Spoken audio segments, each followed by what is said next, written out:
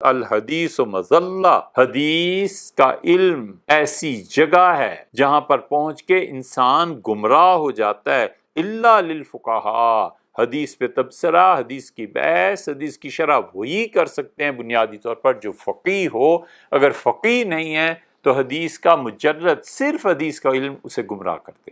ابن وہب نے کہا کہ کل صاحب حدیث، ہر وہ آدمی جو حدیث کی بات کرتا ہے، لیس لہ امام فی الفقہ، اور فقہ میں اس کا کوئی امام نہیں، کسی کے پیچھے نہیں چلتا، اپنی عقل کے ذریعے حدیث کو حل کر رہا ہے، فہو ضال، وہ گمراہ ہے۔ انہیں پتہ نہیں ہے کہ قرآن کریم کی ایک آیت ہے، صحابہ کرام رضی اللہ عنہم، ان کا عمل اور مجتہدین ائمہ حدیث متواتر کے ذریعے اس آیت کا حکم عام ہے، اس کو محدود کرنا چاہیں تو یہ جائز ہے، درست ہے۔ لیکن اگر میں صحابہ رضی اللہ عنہ کو دیکھ لیتا تو میں قرآن کے اس حکم کے مقابلے میں صحابہ کرام رضی اللہ عنہ کے عمل پر اپنے عمل کو استوار کرتا۔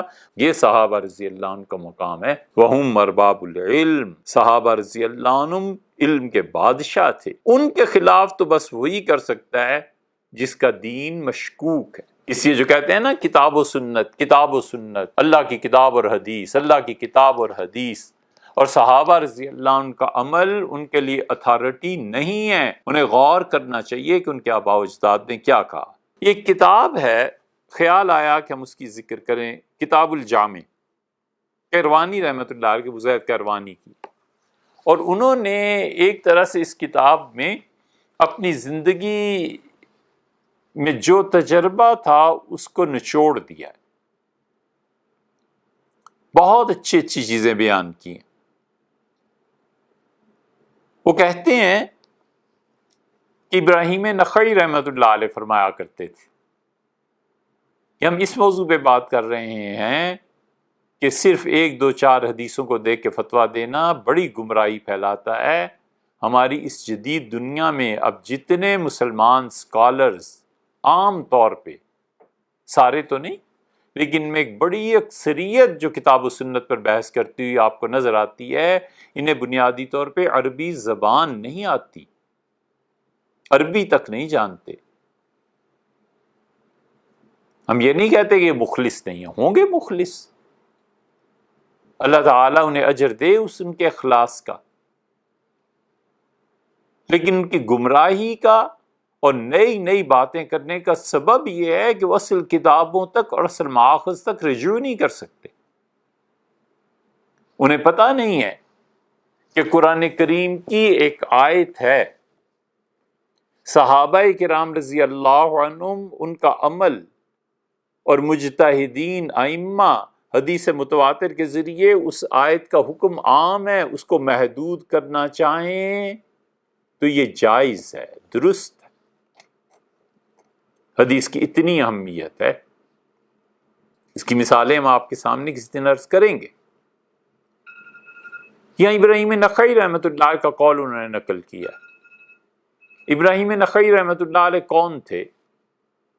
سیدنا عمر اور سیدنا عبداللہ ابن مسعود رضی اللہ عنہ، ان کے چوٹی کے شاگردوں میں اسود اور علقمہ تھے۔ علقمہ کے قبیلے سے ابراہیم نخعی رحمۃ اللہ عنہ کے بھانجے تھے۔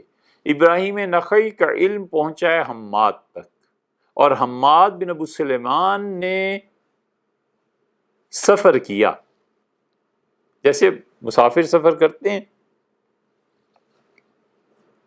جب گھر واپس آئے کئی مہینے کے بعد تو بیٹے نے کہا کہ ابو یہ بتائیں سب سے زیادہ یاد کس کی آئی؟ سمجھتے تھے مجھے مس کیا ہوگا، بڑی محبت تھی انہیں اپنے بیٹے سے۔ تو انہوں نے فرمایا کہ تمہیں بتاؤں سب سے زیادہ یاد کون آتا رہا؟ تو اس نے اشتیاق اور شوق میں اپنے متعلق سوچا تھا۔ بچے نے کہا حضرت ضرور بتائیں۔ تو حماد رحمۃ اللہ علیہ کہنے لگے مجھے اپنا شاگرد ابو حنیفہ یاد آتا رہا، سب سے زیادہ تم میں سے مجھے اس کی یاد ستاتی۔ یہ حماد کا علم ہے جو امام ابو حنیفہ رحمۃ اللہ علیہ تک پہنچا، اور پھر امام ابو یوسف، پھر امام محمد، اور پھر حنفی فقہ کا پورا سلسلہ۔ یہ ابراہیم نخعی رحمۃ اللہ علیہ امام ابو حنیفہ رحمۃ اللہ علیہ کے استاد دادا استاد ہیں۔ اتنے متواضع، اتنے عاجز انسان تھے کہ جہاں ذرا دو چار لوگ نماز کے بعد 3 آدمی بیٹھ گئے تو ٹھیک ہے، چوتھا بیٹھا اور ابراہیم اٹھے، فرماتے تھے میں شہرت کو پسند نہیں کرتا، ٹیک لگا کے بیٹھتے تھے ستون سے، اور جہاں چوتھا آدمی آیا اور ابراہیم غائب۔ ابراہیم نخعی رحمۃ اللہ علیہ اتنے چھپے ہوئے، اپنے آپ کو چھپایا ہوا تھا کہ انتقال ہوا صرف 8 آدمی جنازے میں تھے۔ آج جس کی فقہ اور جس کے اجتہاد کا شہرہ دنیا میں ہے، کیا زبردست دماغ تھا، لیکن صاف اپنے آپ کو شہرت اور ان مصیبتوں سے بچا کر لے گیا۔ ابراہیم نخعی رحمۃ اللہ علیہ کی یہ بات انہوں نے یہاں پر نقل کی ہے، اور یہ آپ کو تذکرۃ الحفاظ میں بھی ملے گی، یہ تو اور کتابیں، تذکرۃ الحفاظ میں بھی اس کا حوالہ آپ کو ملے گا۔ نخعی رحمۃ اللہ نے کہا لو رأیت الصحابہ، اگر میں صحابہ کرام رضی اللہ عنہم کو دیکھتا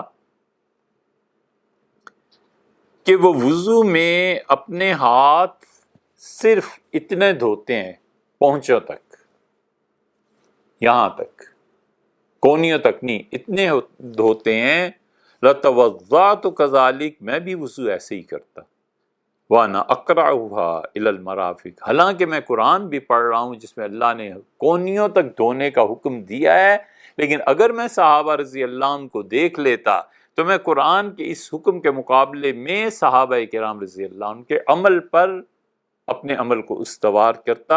وَذَلِكَ لِأَنَّهُمْ، اور میرے پاس دلیل یہ ہے کہ لا یتہمون فی ترک سنن، تم صحابہ رضی اللہ عنہ پہ یہ الزام نہیں لگا سکتے کہ انہوں نے حضور صلی اللہ علیہ وسلم کی سنتوں کو ترک کر دیا تھا۔ یقیناً وہ اگر ہاتھ دھو رہے ہیں وضو میں بجائے کوہنی کے یہاں تک، تو انہوں نے رسول اللہ صلی اللہ علیہ وسلم کو دیکھا ہے، اسی لیے تو دھو رہے ہیں۔ میں قرآن کی اس آیت کو چھوڑ دیتا، اس پہ عمل کرتا۔ یہ صحابہ رضی اللہ عنہ کا مقام ہے۔ وَهُمْ أَرْبَابُ الْعِلْمِ، صحابہ رضی اللہ عنہم علم کے بادشاہ تھے۔ وَأَحْرَصُ خَلْقِ اللَّهِ، اور اللہ کی تمام مخلوق میں سب سے زیادہ کسی کو شوق اور تمنا تھی علی اتباع رسول اللہ، رسول اللہ صلی اللہ علیہ وسلم کے نقش قدم پہ چلنے کی، تو انہی کو تھی۔ میں ان کی پیروی کرتا، میں سب کچھ چھوڑ دیتا جو انہوں نے کیا تھا، اگر میں انہیں دیکھ لیتا کہ وہ اس طرح کرتے ہیں میں بالکل اسی طرح کرتا۔ فلا یظن ذلک بہم، تمہارا کیا خیال ہے ان کے متعلق؟ بہم احد، ان کے خلاف تو بس وہی کر سکتا ہے جس کا دین مشکوک ہے۔ اس لیے جو کہتے ہیں نا کتاب و سنت، کتاب و سنت، اللہ کی کتاب اور حدیث، اللہ کی کتاب اور حدیث، اور صحابہ رضی اللہ عنہ کا عمل ان کے لیے اتھارٹی نہیں ہے۔ انہیں غور کرنا چاہیے کہ ان کے آباء و اجداد نے کیا کہا۔ اسی لیے یہ جو جملہ ہے یہ بڑا گراں گزرے گا، لیکن ہمارے لیے یہ ہمارے عقیدے کی بنیاد ہے، ہمارے عقیدے کی بنیاد کی بنیادی اینٹ ہے۔ انہوں نے کہا قال ابن عیینہ، ابن عیینہ رحمۃ اللہ علیہ نے کہا، ابن عیینہ معلوم ہے کون ہے؟ مدینہ منورہ حاضر ہوتے تھے حج سے پہلے ہمیشہ۔ ایک مرتبہ آئے اور بیمار ہو گئے، حج تو کرنا تھا، مدینہ منورہ سے باہر نکلے، قافلہ جا رہا تھا، پھر ایک دن کہنے لگے مجھے واپس لے چلو مدینہ منورہ۔ کسی نے پوچھا کیا ہو گیا؟ قافلے والوں نے پوچھا، انہوں نے کہا حضور صلی اللہ علیہ وسلم یاد فرماتے ہیں،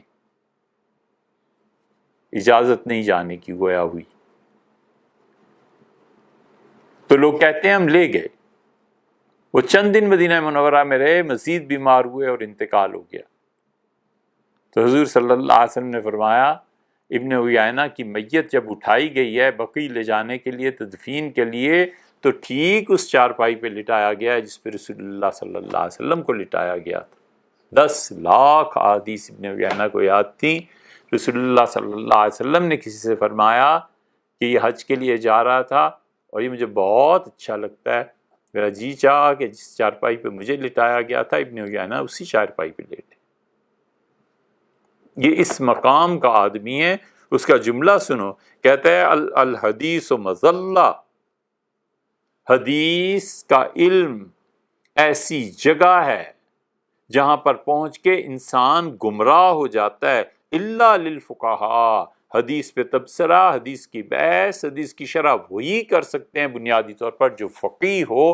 اگر فقیہ نہیں ہے تو حدیث کا مجرد صرف حدیث کا علم اسے گمراہ کر دے گا۔ کہ وہی کہہ سکتے تھے، اور کوئی کہے تو گردن ناپ دیں اگلے۔ انہوں نے کہا یہ حدیثیں پڑھنا یہ تمہیں گمراہی کی طرف لے جا سکتا ہے۔ حدیث کا علم فقہا کے پاس ہے، فقہا سے پوچھو، مجتہدین سے پوچھو کہ اس حدیث کا کیا مطلب ہے۔ یہ تھوڑا ہی ہے کہ لائبریری گئے، حدیث کی کتاب نکالی، حدیث میں یہ آیا ہے، بخاری میں یہ آیا ہے، اور سبحان اللہ ان کے منہ آنے لگے جنہوں نے اپنی زندگیاں کھپا دی تھیں حضرت رسالت پناہ صلی اللہ علیہ وسلم کی باتیں کرتے اور ان کے احوال اور اقوال کو یاد کرتے۔ اسی لیے ابن عیینہ نے کہا، زید کیروانی اس کی تشریح کرتے ہیں اور کہتے ہیں کہ یہ انہوں نے اس لیے کہا کہ ممکن ہے حدیث سے تم جو کچھ مفہوم سمجھو وَلَهُ تَعْوِيلٌ مِّن حدیث غیرِ، اس کے مقابلے میں کوئی اور حدیث کسی اور کتاب میں آئی ہو، تو آپ جو مفہوم سمجھے ہیں یہ مفہوم آپ کا اس حدیث سے ٹکراتا ہو جو کسی اور کتاب میں آیا، تو پھر آپ کیا کریں گے؟ او دلیل، یا ان کے پاس کوئی ایسی دلیل ہو جو تم جو ڈائریکٹلی حدیث پڑھنے جا رہے ہو تمہارے پاس وہ دلیل نہ ہو، تم پہ چھپی ہوئی ہو اور ان کے لیے کھلی ہو۔ او متروکن، یا پھر رسول اللہ صلی اللہ علیہ وسلم کی ایسی حدیث ہو جس پہ امت نے عمل چھوڑ دیا، صحابہ کرام رضی اللہ عنہ نے عمل نہیں کیا، اور تم کہتے ہو تم اس پہ عمل کرو گے۔ کیوں کرو گے بھائی؟ صحابہ کرام رضی اللہ عنہم رسول اللہ صلی اللہ علیہ وسلم کو سب سے زیادہ چاہنے والے تھے اور ان کی سنت کی پیروی کرنے والے تھے۔ اوجب ترکہ، یا ممکن ہے ایسے ہو کہ ضروری ہو کہ اس حدیث پہ عمل نہ کیا جائے اور تمہیں اس کا پتہ نہ چلے۔ دیکھو حدیث کو اگر سمجھنا ہے الا من استبحر وتفقہ، ان لوگوں سے جا کر حدیث کو سمجھنا جنہیں اللہ نے سمندر بنایا ہے علم کا اور جن کے پاس دین کی گہری سمجھ ہے، وہ آپ کو بتائیں گے کہ حدیث کا کیا مطلب۔ قال ابن وہب نے کہا کہ کل صاحب حدیث لیس لہ امام، وہ آدمی جو صرف حدیثیں پڑھتا ہے اور کوئی امام اس کے پاس نہیں ہے جس کی وہ پیروی کرے، لیس لہ امام فی الفقہ، حدیث کو سمجھنے میں، فقہ میں اس کا کوئی امام نہیں۔ یہ وہ نیا مذہب ہے جو امریکہ اور یورپ میں اب کچھ عرصے سے رواج پا رہا ہے۔ ہم ان کی اخلاص پہ شبہ نہیں کرتے، ہوگا اخلاص، سب سے بڑھ کے ہوگا، اللہ کیا ان کا اخلاص اللہ کرے قبول بھی ہو جائے، مگر جس خطرناک راہ پہ وہ چلے ہیں نا، حدیثیں دکھا دکھا کے کہ یہ حدیث میں آیا اور یہ حدیث میں آیا اور ہمیں کسی کی ضرورت نہیں، کسی سے ضرورت نہیں سمجھنے کی، یہ ان کو سوچنا چاہیے کہ ابن وہب نے کہا کہ کل صاحب حدیث، ہر وہ آدمی جو حدیث کی بات کرتا ہے، لیس لہ امام فی الفقہ، اور فقہ میں اس کا کوئی امام نہیں، کسی کے پیچھے نہیں چلتا، اپنی عقل کے ذریعے حدیث کو حل کر رہا ہے، فہو ضال، وہ گمراہ ہے۔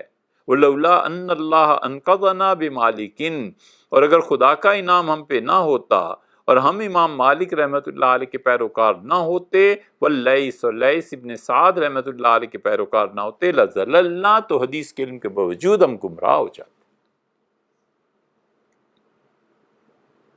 اس لیے بچوں حدیث کو سمجھنا اتنا آسان نہیں، پورا علم چاہیے۔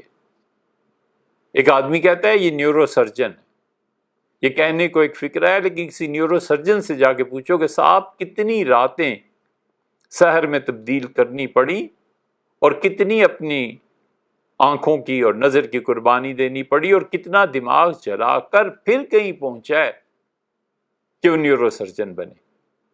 اب ایک سمپل MBBS ڈاکٹر اٹھتا ہے، وہ کہتا ہے جی میری رائے یہ ہے، نیورو سرجن اسے کیا کہے کہ تم کیا اور تمہاری رائے کیا، یار تمہاری اوقات کیا ہے، میری ساری زندگی گزر گئی نیورو آپریشنز اور ان چیزوں میں، اور صاحب اب یہ اب تو اور یہاں حدیث کے معاملے میں وہ بیانات دینا شروع کر دیتے ہیں جنہیں صحیح بخاری کھولنی بھی نہیں آتی، انہیں پتہ ہی نہیں ہے کہ بخاری میں ہے کیا اور کیا نہیں ہے، اس لیے بچو۔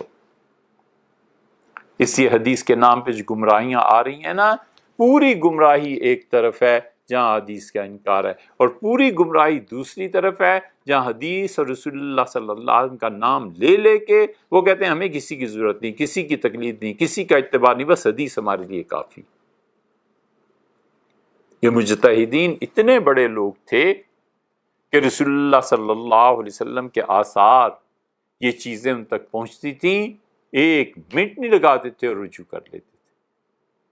وہ جانتے تھے کہ صاحب حدیث حضرت رسالت پناہ صلی اللہ علیہ وسلم کا مقام کیا ہے، ان کی باتوں کی اہمیت کیا ہے۔ آخر پہ ہم آپ کو ایک قصہ سناتے ہیں، یہ حدیث ورینہ تو ہوئی تمام، اس کی صرف فقہی بحث رہ گی، وہ انشاءاللہ کر لیں گے، لیکن آج کا پورا بیان ہم نے اس پہ رکھا تھا کہ آپ کو یہ دکھائیں کہ دیکھو ایک ہی روایت ہے، 13 جگہ امام بخاری رحمۃ اللہ علیہ سے لائے ہیں، فرق کہاں کہاں کیا کیا فرق پڑتا رہا۔